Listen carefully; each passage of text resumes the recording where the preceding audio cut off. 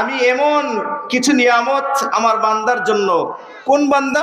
নেককার বান্দাদের জন্য প্রস্তুত করে রেখেছি, যা কোনো পৃথিবীর কোনো চক্ষু দেখে নাই, যা পৃথিবীর কোনো ব্যক্তির কান শ্রবণ করতে পারে নাই, পৃথিবীর কোনো অন্তর হৃদয় এ পর্যন্ত অনুধাবন করতে পারে নাই। কথা বলেন ঠিক কিনা?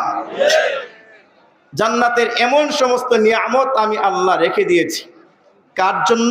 আদাত্তু লিইবাদিয়াস সালিহিন, নেককার পরহেজগার ব্যক্তি যারা, তাদের জন্য। সুবহানাল্লাহ। এই জন্য যারা রাস্তায় ঘুরতেছে, এরা নেককার নাকি বদকার? সবচাইতে পৃথিবীর মধ্যে একেবারে নিকৃষ্ট জায়গা হচ্ছে বাজার। কথা বলেন ঠিক কিনা? সেই বাজারের মধ্যে যদি আমি ঘুরি মাহফিল শুনতে এসে, তাহলে আমার জন্য জাহান্নাম অপেক্ষা করতেছেন। কথা বলেন ঠিক কিনা? তো আমরা জাহান্নাম কামাইতে আসছি না জান্নাত।